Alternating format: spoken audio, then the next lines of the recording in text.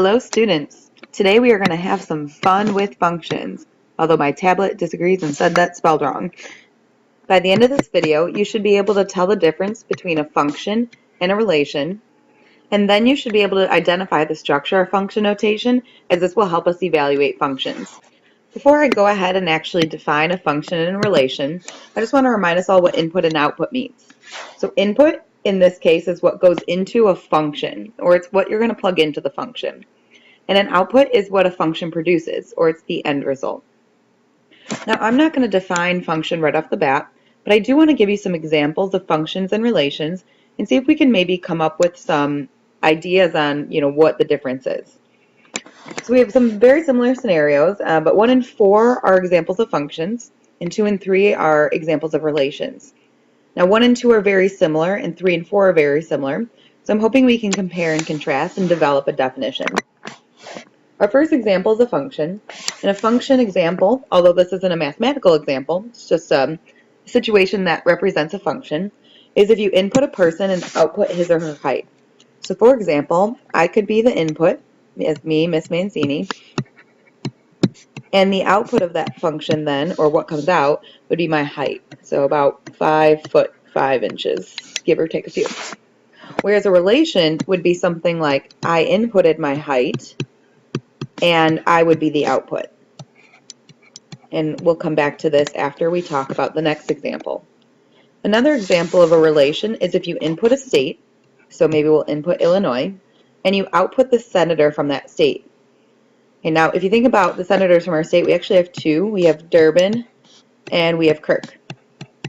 Whereas the function example of this situation is if you input the senator, like let me say input Durbin, the output would be the state he or she represents, which is Illinois. Okay, or a separate function would be I input another senator like Kirk, and again the output that it represents would be Illinois. So now that I've given you examples, what is the difference between a function and a relation? Hopefully you're kind of looking for patterns on your own here, but for the sake of the video, I do want to talk about this. So in a function, such as the person and his or her height, if you input me, the only output you could have is that I'm 5 foot 5. It's not possible that I'm another height. Whereas if you input a height, such as 5 foot 5, I could be one of the outputs, but that could also output somebody else. Okay, there could be multiple people that are 5 foot 5. Okay, same thing with state and senator. Okay, a relation, you could input Illinois, but your output could be two different things. You could get Durbin or Kirk. Whereas, if you input a senator, like Durbin, the only output you could get is Illinois. Okay, Durbin only represents Illinois. If you input Kirk, the only input you could get, output would be Illinois. And that's exactly the difference between a function and a relation. So these are the very technical definitions, and I do want you to write these down in your notes. I'm going to start with a relation first, actually, because a relation is the more broad category. A function is a specific type of relation. So relation is just any set of inputs and outputs. Okay, so technically, I could say this here is a relation because it's a set of inputs and outputs, but we can be even more specific than a relation and say it's a function. So all of these are examples of relations. Just 1 and 4 are special relations. Okay, often refers to a set of ordered pairs when we're talking math, so you have some x-coordinate and some y-coordinates.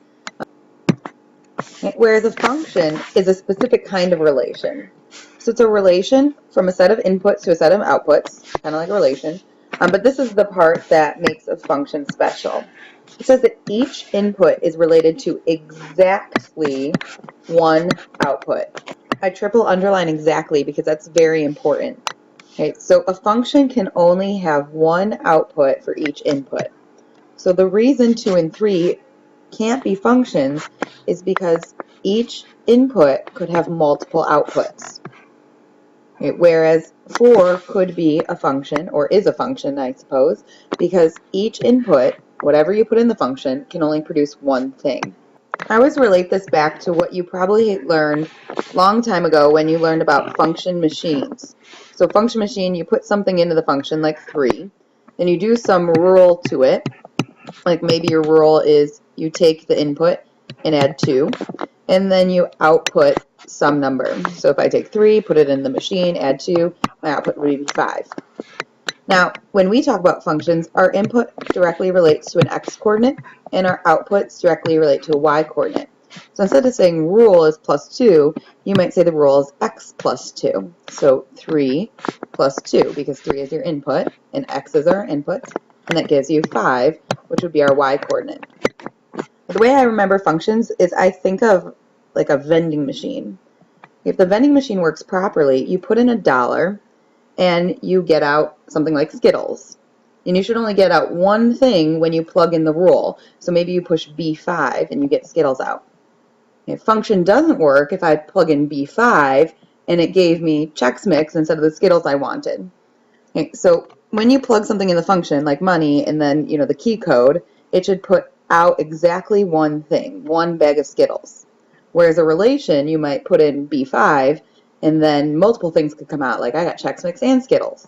But for a function to work, think of it like a vending machine. Put in the code, only one thing should come out. That's how I remember it. Okay, now turning this into algebra a little bit more, we can look at functions from a set of points or from graphs. So in terms of a set of points, we're looking for something that for each input, which remember our input is our x values, we should only have one output for that input. So if I plug in 1, the only thing I should get out is 2. If I plug in 2, the only thing I should get out is 4. If I plug in 3, the only thing I should get out is 6, so on and so forth. So this is an example of a function, whereas this one is an example of a relation, not a function. And the reason this one's not an example is because if I input 1, I could get out 2. But I input 1 again, and I got out 5. So for when you plug in or input as 1, you're not getting a unique output. You could get 2, or you can get 5. So that's like if you put 1 into the vending machine, but then you get Skittles and Chex Mix. That's not a function. Whereas if you plug in 1 here, the only thing you'd get out is 2. So this is a function, and the other one is not. So we say that's a relation. In terms of a graph, you can look at this as a set of points as well and do the same thing we did from number 5. Okay, or we can look at this a couple different ways. So again, for every input, we should only have one output. That means for every x value, we should only have one y value. So if I look at this point, for example, this point is where x equals 2. There shouldn't be any other point on this graph or any other y value where x is 2. Okay, right here, x is 2 and y is negative 1. When I have x is 2, is there anywhere else here where x is 2? No, it's only y is 1. Okay, but it has to work for every single point. So let's say I look at this point. This point is where x is negative 3 and our y is 0. Okay, our x is negative 3 at all of these places here. Is there anywhere else or a different y coordinate where our x is negative 3? And the answer is no. And what about here where our x is, let's see, 1, 2, 3, 4, 5, and our y is negative 1, 2? Okay, well, here's all the places where x is 5, and the only y value that corresponds to x is 5 is this point at negative 2. There's no other y values or no other places where x is 5. So we say, yes, this is a function. Whereas if you look at the graph over here, let me just pick a point. So let's say x is 2 here. Okay, here's where x is 2 in terms of the coordinate plane itself. And on this particular function, or this circle, here's another place where x is 2. So x is 2 when y is 0, and it's also 2 when y is 1, 2, 3, 4, 5, 6, 7, 8. So where y is negative 8, we also have x is 2. Okay, so a function can only have one output for each input, whereas this one, 2 maps to 0, and it goes to negative 8. So this is not a function. And in terms of a graph, you can use what's called the vertical line test to determine whether or not a graph is a function. That's basically what I just did here. Okay, if something's a function, and all these vertical lines I drew, that means it would only cross through the function at one point. So this vertical line only crosses once here, this vertical line only crosses once. Whereas a non-function would cross through more than once. Because if it crosses through more than once, that vertical line, that means there's two y values for that particular x value. I'm going to let you define vertical line test in your own words based on what I've just said. Otherwise, that's what a function is. I hope you had fun with functions. Go ahead and write your summary and come to class with any questions you have. Make sure you write them down. Have a good night.